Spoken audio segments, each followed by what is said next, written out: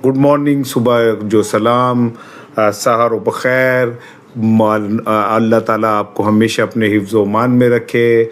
जिया नू जिंदे वसदे रहो, बखैर राग ले। आज सोमवार है, 10 शवाल है, 30 मार्च है, 7 चीत है, यानी कि आज पहला दिन है, वर्किंग डे पहला। अल्लाह ताला आज का दिन आपके लिए आसानियों का सबब बने। सबसे पहले बात तो मैंने करनी है, खैर आपके सीएम ने जो केपीके के जो हैं सुहेल आफरीदी, उसने फिर एक बार मौत को आवाज़ दी है, मौत का नाम लेके आवाज़ दी है। आपको याद होगा पहले भी तुमने तकरीर में यही कहा था कि मैं इश्क़ इमरान में मारा जाऊंगा, और इस बार उसका लहजा ज़रा डिफरेंट है, और इस बार वो बड़े तरीके से कोई एक डेट भी दे रहा है। और ये डेट क्या है और वो कहना क्या चाह रहा है, करने क्या जा रहा है, मेरा असल मेन टॉपिक तो आज का यही है। लेकिन उससे पहले ये जो खलीज की सूरत हाल है, जिसमें ईरान ने वार्निंग दे दी है इसराइल को और अमेरिका को, और कहा है कि आप या तो माफ़ी मांगे जो आपने स्कूल पे बमबारी की, मासूम बच्चों की ज़िंदगियों से खेले, या फिर मैं भी अब आगे आप नहीं या गाक नहीं वाली गाले, तो फिर ठीक है, फिर देखा जाएगा। और मैं जनाब अली फिर इसका जवाब देने जा रहा हूँ। वैसे तो ईरान ने कल एक बड़ा टल खड़काया है, और ईरान ने इसराइल का जो हिरोशिमा शहर है, जो इंडस्ट्रियल जोन कहलाता है, उसके ऊपर हमला कर दिया है। मैंने नहीं समझ आ रही कि ईरान ये पिछले के 25-30 सालों में इक़्तिसादी पाबंदियों के बावजूद ये बम शम कैसे बनाता रहा है। अब मुझे समझ आती है, क्योंकि ईरान के जो हुक्मरान हैं वो पैसे बाहर नहीं ले जाते रहे, वो कौमी ख़जाना लूट के अपने घर नहीं बनाते रहे, वो इन पैसों से मेरे यही कुछ बनाते रहे। देखिए, मैं आता हूँ अभी इसी तरफ, जंगें कैसे जीती जाती हैं। दुनिया का आप कोई भी उठा लें रियासत, अगर उस रियासत के अंदर हुक्मरान जो हैं मुंतखब हैं, अवाम के पसंदीदा हैं, उनकी फ़ौज मजबूत है, और अवाम जो है वो अपनी रियासत के साथ खड़े, तो दुनिया की कोई ताकत उस मुल्क को नहीं हरा सकती। मैं ये नहीं कह रहा कि इस फार्मूले को कहीं अप्लाई करके देखें आप, ये अप्लाई करें, मैं क्यों कहूँ कि आप अप्लाई करें, लेकिन आप नोट कीजिएगा ईरान को क्यों नहीं अभी तक शिकस्त हो सकी। एक तो उसके जो हुक्मरान है वो खंग आने पे कि ये बीमार नहीं होते ईरान के हुक्मरान जो है ना, तक कदे सुने कि बीमार हो, इन्हें तो बाहर इलाज करवाने गए। कभी चीन का सुने, इवन इंडिया का सुना है आपने कि उनकी लीडरशिप इलाज कराने अपने मुल्क से बाहर जाती है। तो इससे आपको अंदाज़ा नहीं हो रहा कि हमारे ऊपर जो लीडरशिप बैठी है वो लीडरशिप के नाम पे एक खिलवाड़ है। एनीवे, तो आप ये 3 चीज़ों को ज़रा नोट कर लें। एक तो जिस मुल्क की लीडरशिप लायल होगी, नेक होगी, उनकी फ़ौज मजबूत होगी और अवाम रियासत के साथ खड़ी होगी, उसे नहीं हराया जा सकता। यही वजह है कि अमेरिका, इसराइल, सऊदी अरब, कुवैत, यूएई, ये सब मिलके भी अभी तक ईरान को झुकने पे मजबूर नहीं कर सके। उसकी वजह यह कि वहाँ पे एक शहीद होता है, दूसरा आ जाता है। अब उसने कल जो इंडस्ट्रियल जोन पे हमला किया, और फिर उसने कहा जी अब मैं सीधा हो गया हूँ, आप या तो माफ़ी मांग लें, नहीं तो फिर देखी जाएगी। अब इसके बाद वैसे भी अगर आप ज़रा एक नोट करें मामलात को, तो अमेरिका में आज तक किसी अमरीकी सदर के ख़िलाफ़ इतनी नफ़रत नहीं पाई जाती जितनी इस डोनाल्ड ट्रंप के लिए पाई जाती है। और यकीन करें, मैं किसी गुस्से में नहीं कह रहा, गुस्सा तो मैंने खैर आंदा ही नहीं गा, लेकिन ये कि मैं किसी गुस्से में नहीं कह रहा, मेरा ये विजदान कहता है कि ट्रंप जहनी मर्ज का किसी का शिकार हो चुका है। वो किसी डिनाइल में है, शिज़ोफ्रेनिया को में है, वो किसी न किसी साइकोपैथ हो चुका है। वो उसकी गुफ्तगू बैलेंस नहीं रही, उसे ये नहीं पता चलता कि मैं अपने दोस्तों की कैसे बेइज्जती कर रहा हूँ और किस तरह कर रहा हूँ।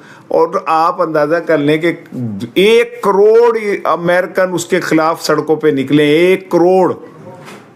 और ये जो मिड टर्म इलेक्शन होने जा रहा है, इस वक्त उसकी जो पॉपुलैरिटी है वो 39% है।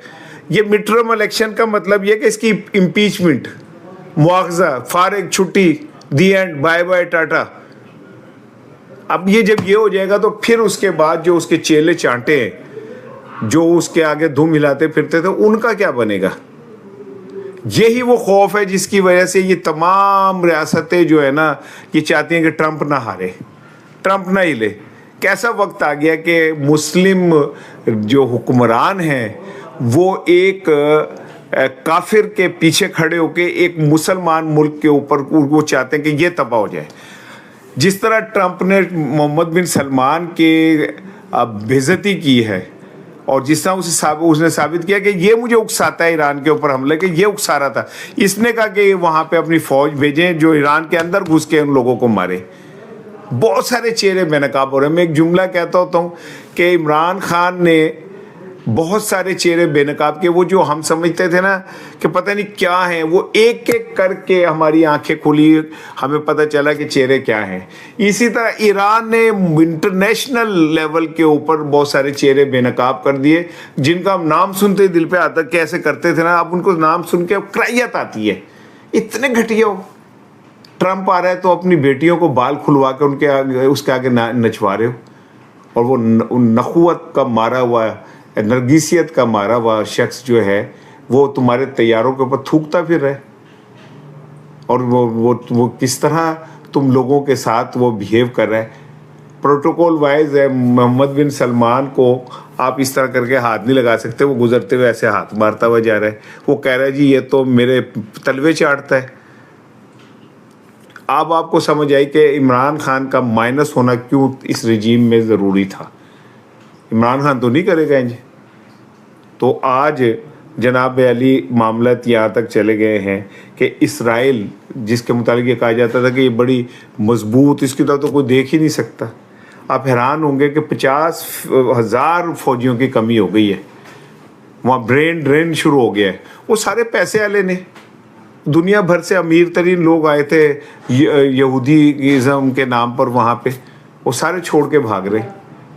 اور دوسری طرف ہم ہیں کہ 1 کروڑ امریکن باہر نکلے، ہم کیا کوئی مظاہرہ کر سکتے ہیں؟ کر کے دکھا دیو، لگ پتہ جائے گا سویرے ہی تو جناب علی وطن دشمنی میں گرفتار کر لیا جائے گا۔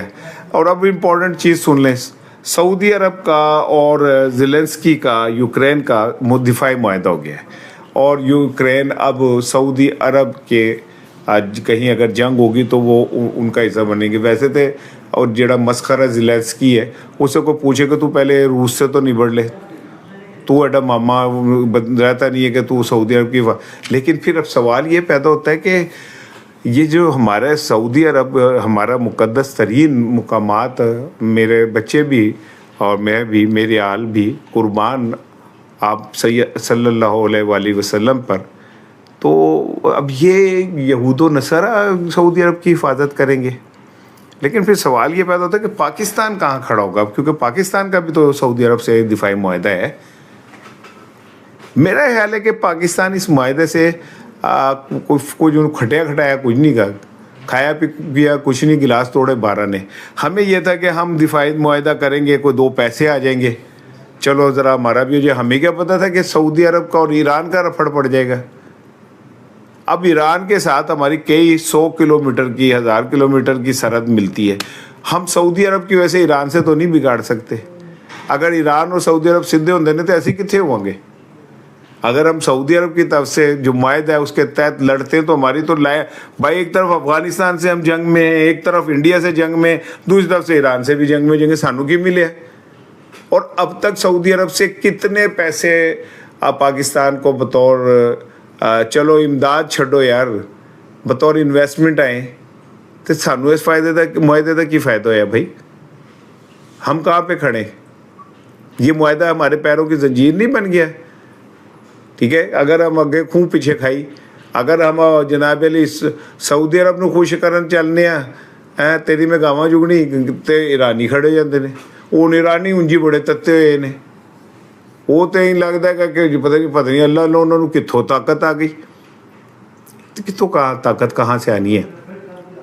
جن کے لیے شہادت مطمع نظر ہو، اور جن کے ہیرو حضرت علی شیر خدا ہوں، جن کو جب حملہ ہو مرحب کرے تو وہ کہیں کہ خدا کی قسم میں کامیاب ہو گیا، ایسے لوگوں کو آپ کیسے شکست دے سکتے ہیں جن کے ہیرو سیدنا امام حسین ہو، جو اپنے 72 تنوں کو لے کے وہاں پہنچ گئے تھے؟ انہیں نہیں پتا تھا کہ میری واپسی ممکن نہیں ہے۔ تو جن لوگوں کے لیے شہادت ہی سب کچھ ہے, شہادت ہے مطلوب و مقصود و مومن, نہ مال غنیمت نہ کشور کچھ ہے, انہوں کی تسی ہرا سکتے ہو.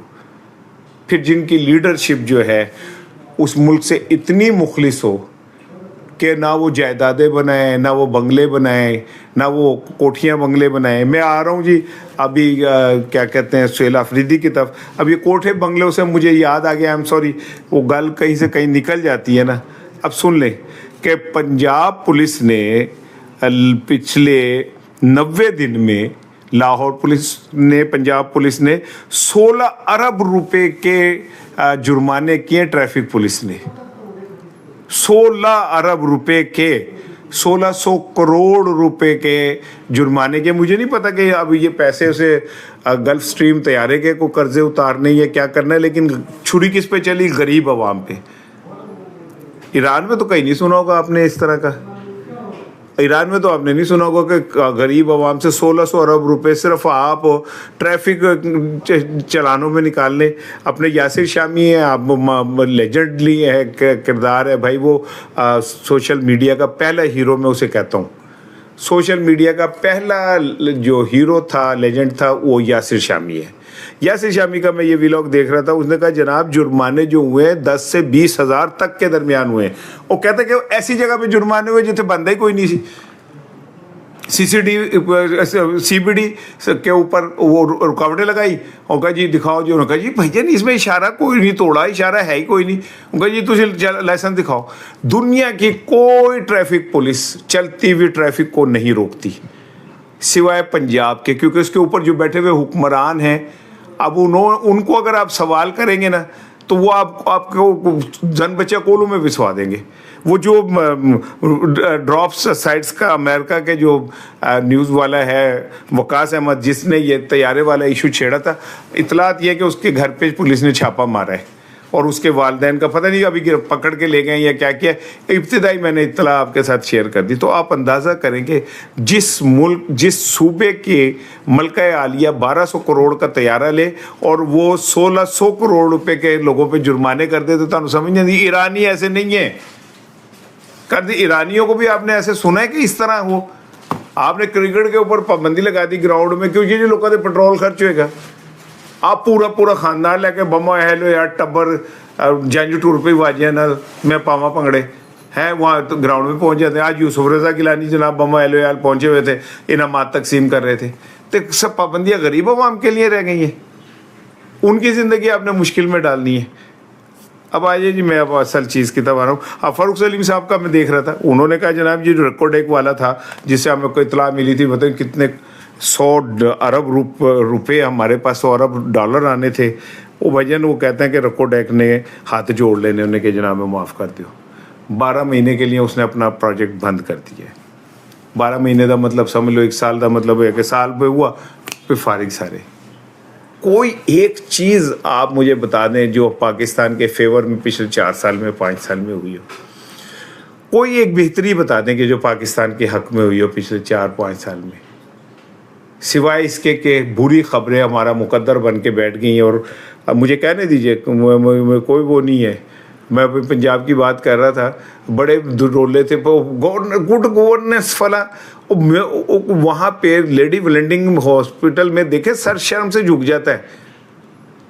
ہماری وہ بہنیں مائیں تھیں جن کا آپریشن ہو رہا تھا سیزیرین, اور جناب دونوں طرف کیمرے لگے, مقابلے ہو رہے ہیں. یہ گڈ گورننس ہے مریم صاحبہ آپ کی؟ آپ تو کہتی ہیں خواتین میری ریڈ لائن ہے. صرف 4 ڈاکٹروں کو معطل کر دیا ہے. ایم ایس کا گریبان پکڑا آپ نے.